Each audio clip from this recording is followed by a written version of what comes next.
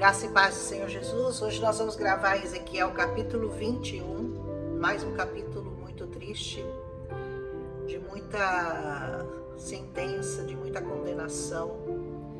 Talvez você se pergunte, né, por que esse profeta só fala coisas de tragédia, de tristeza, de dor, de agonia, de castigo, de punição? Porque justamente a época que ele estava vivendo, se você vai se lembrar que ele estava no cativeiro babilônico. Então, é claro que era uma época em que todas as palavras do Senhor eram com relação a esse cativeiro. Então, não pode ser a época de que Deus abriu o mar, a época que Deus fazia chover o maná, a época que Deus fazia sair água da pedra. Tudo isso daí já passou. Deus já tinha se mostrado àquele povo. Deus já tinha se revelado àquele povo. Deus já tinha dado leis. Deus já tinha dado... Já tinham se passado 586 anos ou mais que eles haviam saído do Egito. Eu vou ver quanto tempo fazia que eles tinham saído do Egito. Tá aí uma informação que eu não vou arriscar me dar para vocês sem ter certeza. Eu sei que nós estamos aqui no ano 586 antes de Cristo. Então, acho que eles já tinham saído do cativeiro do Egito há mais de 1000 anos. Creio que sim. Eu vou ver direitinho. Não vou falar nada que eu não tenha certeza. Essa palavra do Senhor veio a mim. Filho do homem, vire o rosto contra Jerusalém e pregue contra o santuário, profetize contra Israel. Lembra que eu falei, se Deus é contra nós, quem será por nós? Ai de nós quando o Senhor virar o rosto para nós. E quando Ele cansar de nos alertar e Ele cansar de dizer, faça conforme a minha palavra, me obedeça, não peque contra mim. E o dia que Ele cansar, Ele vai virar o rosto contra você. E vai tirar essa espada da bainha, como Ele faz aqui neste lugar. E vai atrás de nós. Vai atrás de mim, de você, de todos os desobedientes à palavra de Deus, porque Deus cansou de avisar. Talvez você fale, mas por que Deus permite isso? Por quê? Porque muita gente gosta de questionar Deus, né? Vou ensinar uma coisa para você, Deus não se questiona, Deus se obedece e busca entender que os pensamentos dele são mais elevados do que os seus e que aquilo que ele falou vai acontecer. Talvez você fale, mas por que o Senhor permite tanta desgraça, tanta tragédia, tanta morte, morte de crianças, morte de jovens? E o Senhor pergunta para você, por que vocês me desobedecem tanto? Por que vocês pecam tanto contra mim? Porque eu falo, prego em todas as esquinas. Esse evangelho está à disposição de qualquer pessoa. E vocês insistem em continuar pecando. E aí quando a tragédia vem, quando a desgraça vem, vocês querem me questionar. Vocês querem me perguntar por que eu permiti, por que eu deixei, por que eu não agi a favor de vocês. Esse capítulo aqui, o Senhor vai desembainhar a espada. E numa clara alusão à Babilônia, que estava vindo contra aquele povo e que iria aprisioná-lo na Babilônia, dizendo assim o Senhor, eu estou contra você, empunharei a minha espada para eliminar tanto o justo quanto o ímpio. Olha que coisa, né? Quando o pecado é de um, o pecado é de todos. Lembra da capa de Acã? Foi só o Acã que pecou, mas estava todo mundo sofrendo as consequências daquele pecado. Então, o Senhor, quando Ele vem para julgar as nações, você está incluído, você como justo ou como ímpio, você está incluído. Quando houve essa pandemia do Covid, que ceifou tantas vidas, quase a minha também foi ceifada, né? Eu penso que o Senhor não poupou ninguém. Tanto o justo quanto o ímpio foram castigados nessa pandemia. Alguns escaparam, alguns não escaparam. Mas eu creio que a propósito de Deus em todas essas coisas, Ele nos ensina coisas. em todas as tragédias da humanidade, a humanidade pode aprender com as tragédias ou pode se rebelar e ficar pior do que antes. Então vamos tentar aprender, né? Porque aprender é melhor do que sofrer a consequência. E quando ele fala que o justo e o ímpio são castigados, veja bem, a chuva também cai em cima do justo e do ímpio. O sol nasce para o justo e para o ímpio.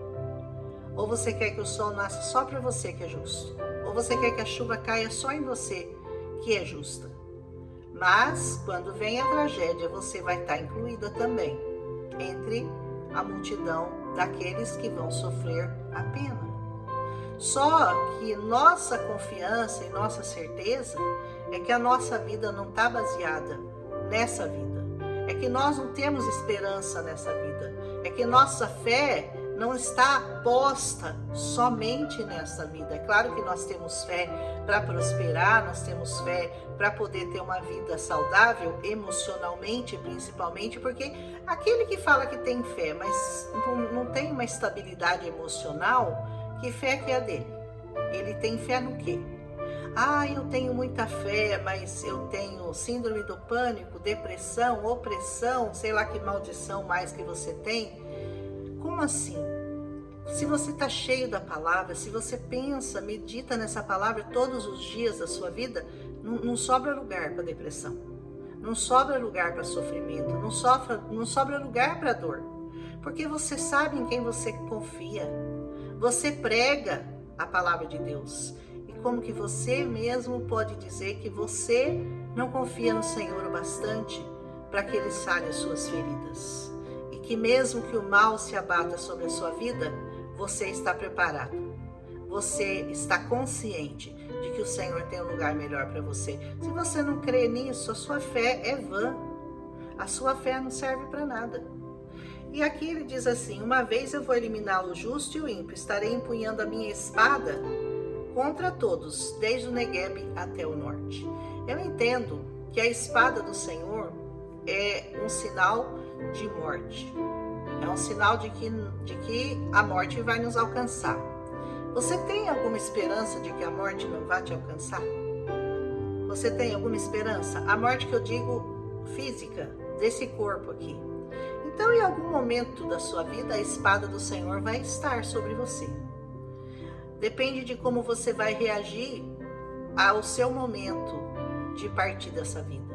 Se você vai partir crendo que o Senhor tem uma vida melhor para você, ou se você vai partir em desespero, achando que tudo acabou, achando que para você nada mais resta. Essa espada certamente vai alcançar todos os seres que habitam essa terra, os ímpios e os justos. A diferença é de quem empunha a espada, que é o mesmo que vai julgar aquele que partiu. Se ele vai ser salvo para poder viver uma vida eterna ao lado do Senhor, ou se ele vai perecer junto com os ímpios, num lugar que a gente não deseja para ninguém. Diz assim: portanto, passe a gemer, filho do homem, passe a gemer diante deles, com o coração partido e com amarga tristeza. Você tem que chorar e gemer sim, pelas pessoas que estão sendo desencaminhadas do caminho do Senhor, pelas pessoas que estão vivendo a vida como se não houvesse amanhã, como se não houvesse Deus, como se o pecado delas nunca fosse ser julgado. Ore, gema por essas pessoas. E quando perguntarem por que você está gemendo, você dirá: por causa das más notícias que estão vindo. Você já ouviu falar? Você ouviu dizer que o Senhor vem com espada e vai vingar toda essa terra, todos os pecados da terra serão julgados? Você ouviu falar isso? Todo o coração vai se derreter, toda a mão vai ficar frouxa, não vai haver força em ninguém. Todo o espírito vai desmaiar, todo o joelho se tornará como água de tão fraco. Quando o Senhor voltar, a palavra de Deus diz que todo joelho se dobrará e todo joelho confessará que Jesus Cristo é o Senhor, para a glória de Deus Pai. Seu joelho não vai conseguir ficar em pé. você vai cair de joelhos. Resta saber se você vai cair de joelhos para louvar o Senhor, para agradecê-lo pela sua vinda, ou se você vai entender que o julgamento, que a mão pesada de Deus vai vir sobre você e que você não se arrependeu dos seus pecados, que você persistiu, que você insistiu em zombar da palavra de Deus, em pecar contra ela, em não se arrepender, em não voltar o seu coração para Deus. Se isso acontecer no dia da volta do Senhor, no dia que a espada do Senhor descer sobre a terra verdadeiramente nas mãos do Senhor Jesus, porque ele virá para julgar, ele não vai vir mais bonzinho como um cordeiro, ele vai voltar como um leão para julgar as nações. Com o cetro na mão, a espada de Cristo a espada vai estar na mão dele. Ele vai julgar com justiça, com muita justiça. Então, o lado que você vai estar nesse dia diz muito sobre o quanto você deve estar chorando e gemendo por conta desse dia. Se você se alegra com a volta do Senhor, se você está esperando a volta do Senhor, se você sabe que no dia que ele voltar, ele não vai te pegar desprevenido, ele não vai pegar você desarmado, ele não vai pegar você sem estar em oração, sem estar em jejum, sem estar em consagração, sem estar em santidade na presença dele. Ou se ele vai pegar você no meio da balada, fumando, bebendo, se prostituindo, adulterando, mentindo, roubando, ou sei lá, fazendo o que mais, tantas coisas que desagradam ao Senhor, né? Ele diz assim, e vem chegando. Olha, versículo 7, sem dúvida vai acontecer. É claro que naquela época aconteceu mesmo, porque a Babilônia realmente chegou, invadiu, e não só eles, a Babilônia veio também contra os moabitas, que eram considerados na época, né, os ímpios, né? A Moab ficava na Jordânia, né? E também contra o povo de Deus, contra Jerusalém, porque os babilônios não perdoaram ninguém, eles vieram contra todos. Mas isso é porque o Senhor havia determinado que tal coisa aconteceria, porque ele cansou de avisar Israel, porque ele cansou de ensinar aquele povo, ele cansou de se revelar àquele povo, e aquele povo não se convertia, e aquele povo não mudava de atitude, e aquele povo continuava adorando deuses estranhos, aquele povo continuava profanando os sábados do Senhor, continuava profanando a lei, continuava se misturando com as pessoas que eram ímpias, e eles, sendo um povo separado, santificado, eles mesmo assim casavam com as mulheres estranhas. Enfim, eles desagradaram tanto ao Senhor por tantos anos, por tanto tempo, porque isso não aconteceu imediatamente que eles saíram do deserto. Como eu falei, ainda vou verificar quanto tempo entre a saída do deserto e a chegada aqui nesse ponto que nós estamos. Não vou falar agora porque eu não pesquisei ainda, tá? Filho do homem, profetiza, assim diz o Senhor, uma espada afiada e polida. A espada do Senhor é afiada e polida e não poupa ninguém. Filho do homem, profetiza, afiada para mortandade e polida para luzir como um relâmpago. Sabe como que Cristo virá? Como um relâmpago que sai do ocidente e se mostra no oriente. Todo olho verá quando ele voltar para julgar as nações. Aleluia! A espada foi destinada a ser polida, a ser pega com as mãos, está afiada, preparada para que a maneje a mão do matador. No caso, o julgador, que é o Senhor. Amém? Clame e grite, pois ela está contra o meu povo. Está contra os príncipes de Israel. Eles são atirados contra a espada juntamente com o meu povo. Lamente-se, ó. Bata no seu peito em lamento. É certo que virá. E acontecerá, se o cetro de Judá, que a espada despreza, E que acontecerá se o cetro de Judá, que a espada despreza, não continuar a existir? O que vai acontecer?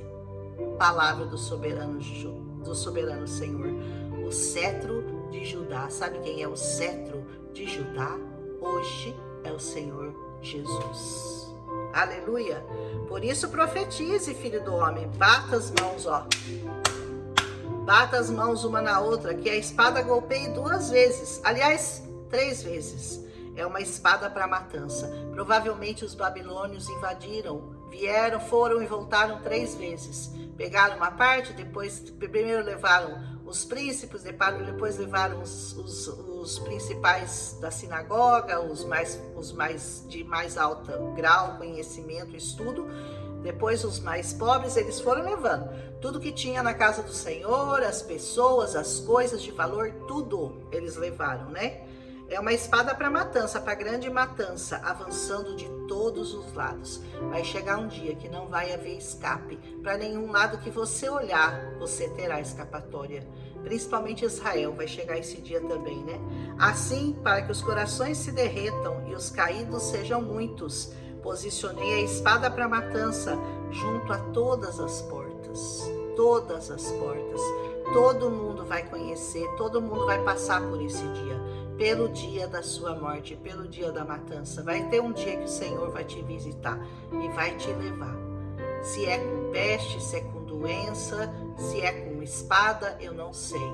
Mas o certo é que você um dia vai ter que passar dessa vida para outra. Como você vai passar é que faz toda a diferença. Porque passar você vai. Morrer você vai. Agora, como você morre é que faz toda a diferença na sua eternidade. Ó espada, golpeie para todos os lados, para onde quer que se vire a lâmina, né? Pá, pá, pá, pá. É para a esquerda, para a direita, para cima, para baixo. Não escapa ninguém. Eu também baterei as minhas mãos uma na outra e a minha ira diminuirá. Eu, o Senhor, falei. Aleluia. Palavra veio a mim: filho do homem, trace as 2 estradas que a espada do rei da Babilônia deve tomar, as 2 partindo da mesma terra. Em cada uma delas coloque um marco, indicando o rumo de uma cidade. Olha o que ele está falando para ele fazer, né?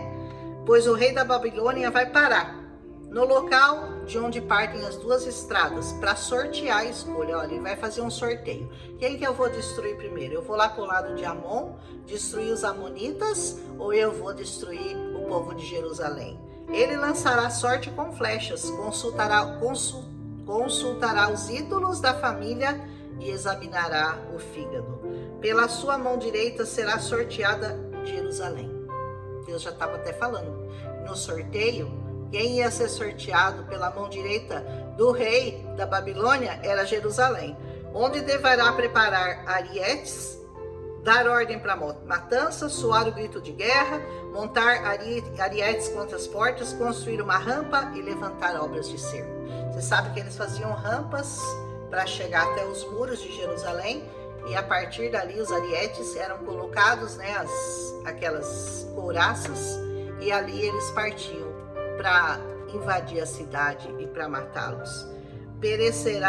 Parecerá um falso presságio aos judeus, que tinham feito uma aliança com juramento, mas o rei invasor os fará recordar sua culpa e os levará prisioneiros.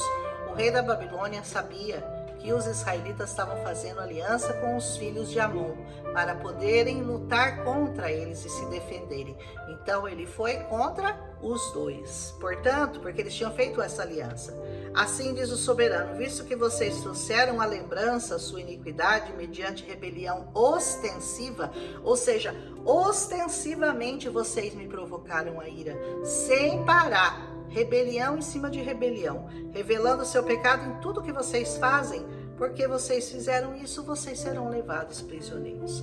Todo aquele que peca contra o Senhor um dia será prisioneiro. Portanto, o arrependimento é crucial para que você, no dia da matança, no dia da sua partida, no dia da sua morte, no dia que a espada do Senhor vier contra você, você esteja preparado para chegar na presença do Senhor com suas mãos limpas, dizendo ao Senhor que você buscou obedecê-lo, que você tentou segui-lo, que você se esforçou e que você procurou não pecar contra o Senhor. Faça isso, viu? Faça isso, porque o dia da sua matança vai chegar. O ímpio e profano príncipe de Israel, seu dia chegou, a hora de seu castigo é agora. Assim diz o Senhor: tire o turbante e a coroa, ou seja, tudo que os enfeites que representavam a sua fama de rei, né? Pode tirar. não será como antes. Os humildes serão exaltados e os exaltados serão humilhados. Lembra quem falou isso? Senhor, né? No Sermão da Montanha, o Senhor Jesus repetiu, né?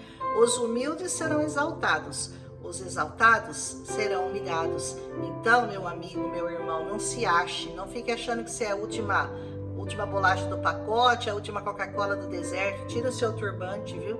Tira o seu turbante aí de rei, achando que você é alguma coisa, e se humilhe na presença do Senhor, porque é isso que Ele espera de cada um de nós. E você, filho do homem, profetize e diga: assim diz o soberano Senhor acerca dos amonitas e dos seus insultos. Uma espada empunhada para matança, polida para consumir e para luzir como um relâmpago. A despeito das falsas visões, das adivinhações mentirosas sobre você, ela será posta sobre o pescoço dos ímpios, que devem ser mortos e cujo dia chegou, cujo momento de castigo é agora. O dia do ímpio vai chegar, como o dia do justo. Os dois terão que passar pela morte, mas um sabe que vai encontrar com o Senhor e vai viver para sempre, e o outro vive de engano. O outro vive de adivinhações que o Senhor abomina, sabe? Eles consultavam deuses estranhos para saber se eles iam conseguir chegar até eles. E o Senhor os castigou no dia da sua visitação. Que o dia da visitação do Senhor na sua vida não te pegue fora dos caminhos do Senhor. Não te apanhe afastado do Senhor, porque você não sabe qual vai ser esse dia, quando vai ser esse dia. Pode ser hoje, pode ser amanhã, pode ser daqui a 10 anos, mas ele vai chegar. Volte a espada à sua bainha, no lugar onde vocês foram criados, na terra dos seus antepassados. Eu os julgarei. Derramarei minha ira sobre vocês, soprarei minha ira impetuosa contra vocês. Eu os entregarei na mão de homens brutais, diz o Senhor, acostumados à destruição. Vocês serão combustível para o fogo, seu sangue será derramado em sua terra, e você não será mais lembrado, porque eu, Senhor, falei. Que o seu sangue, meu amado, não seja derramado sobre a terra, e que o Senhor se lembre de você, e não te entregue a homens brutais, não te entregue ao inimigo de nossas almas, para que você seja consumido no fogo eterno. Esse capítulo é muito triste, mas Ezequiel viveu numa época que não dá para falar muita coisa alegre, né? São só avisos, são alertas do Senhor para que nós possamos mudar de conduta, mudar de posicionamento na presença do Senhor. Amém? Um abraço e até amanhã em Ezequiel capítulo 22.